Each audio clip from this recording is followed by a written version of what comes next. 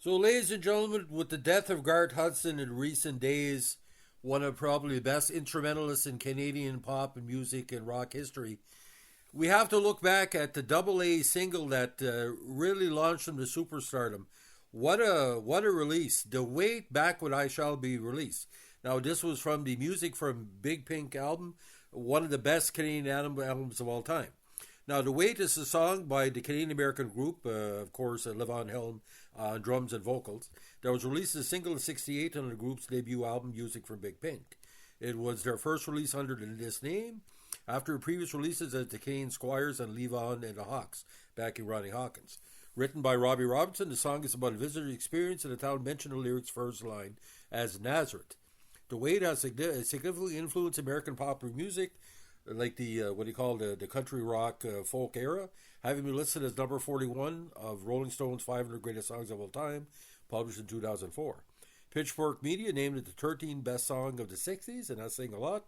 And the Rock and Roll Hall of Fame named it one of the 500 songs that shaped rock and roll. PBS, which broadcast performances of the song on Ramble at the Ryman and Austin City Limits in Quick Hits, describes it a masterpiece of biblical allusions, enigmatic lines, and iconic characters. It notes its enduring popularity as an essential part of the American songbook.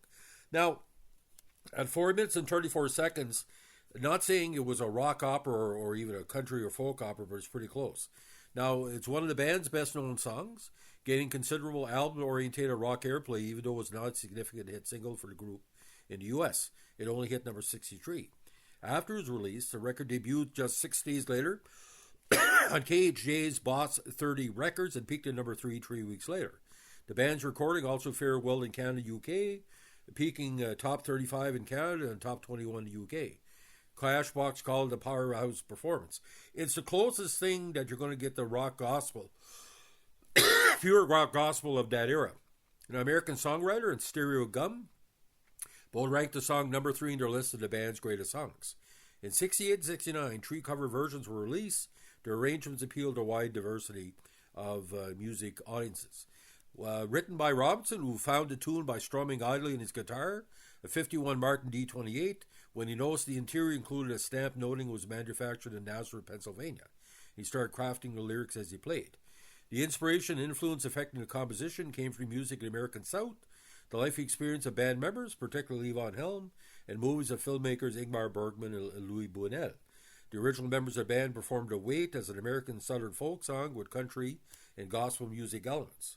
Now, the lyrics, written in the first person, are about a traveler's arrival, visit, and departure from a town called Nazareth, in which a traveler's friend Fanny has asked him to look up some of her friends and send them their regards, though with each encounter he comes away with more favors he must do, and these favors become more favors until the weight of doing so many unexpected tasks causes him to pick up his bag and leave town altogether and return to Fanny.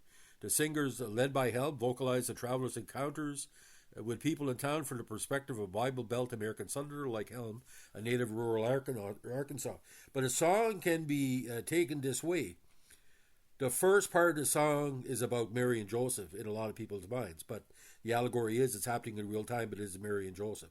There's military, what do you call Vietnam War references, and there's also, animal, taking care of animals is kind of, so it touches on everything. The characters in The Wait were based on real people that members of the band knew, according to Robinson. Fanny is based on Francis Franny Steloff, the founder of a New York City bookstore, where he explored scripts by Buñuel. Helm explained his autobiography, This Wheel's on Fire, that Carmen was from Helm's hometown, Turkey Scratch, Arkansas. Young Anna Lee mentioned the third verse as Helm's longtime friend Anna Lee Amson. And according to her, Crazy Chester was an eccentric resident of Fayetteville, Arkansas, who carried a cap gun. Ronnie Hawkins would tell him to keep the peace at his Rockwood Club when Chester arrived. Now, according to Robinson, The Wait was inspired by the surreal imagery of Buñuel's films, specifically their criticism of organized religion, particularly Catholicism. Now, the legacy of the movie, of course, the big break for the song was An Easy Rider. Used the song as recorded by the band, not live, but pretty well close to it. Now, but it was not licensed for the soundtrack album. To deal with this, ABC Dunhill commissioned Smith, who recorded for the label at the time, to record a cover version of the song for the soundtrack album. Now, several commercials have featured a song, including by one with Singular Wireless in 2004, that led to a lawsuit from Helm against advertising agency BBD0, claiming he did not permit the rights to use the song. Helm would lose a lawsuit in 2012 after the court ruled that BBDO said that Helm signed a contract in '68 allowing the record label to license it at their discretion.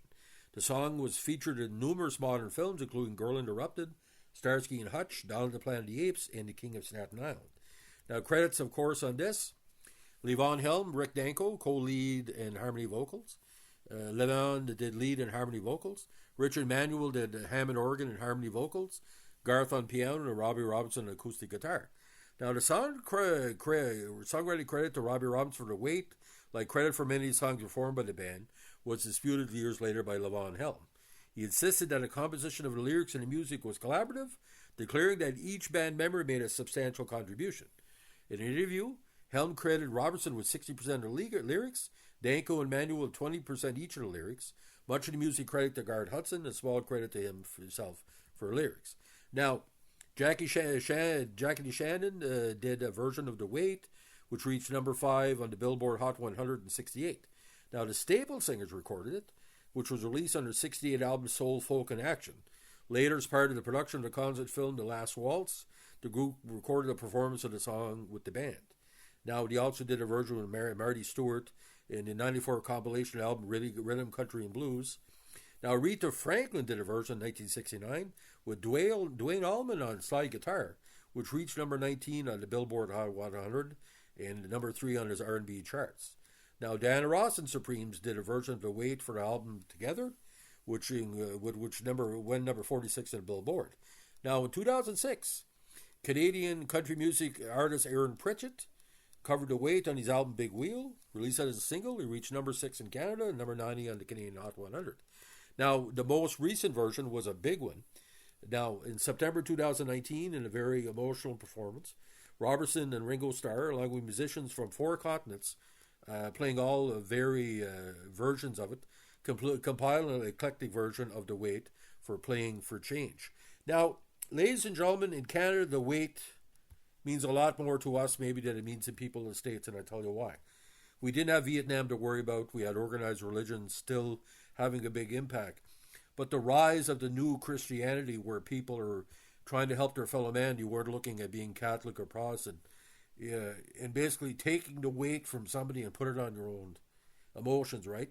Like I say, take the chip off. Most Canadians in 2025, when Donald Trump said we're not a real country and we don't really count, I don't think he's ever gotten a song. This is a Canadian anthem. I know there's a lot of Canadian anthems, Tragically Hip, Guess Who, whatever, different bands. I see this as one of Canada's greatest songs because the band was 90% Canadian, and three of the greatest Canadian singers of all time were in the band. So I see that as an anthem for Canada. Take a load for free. Why would anybody in the States say that? Okay?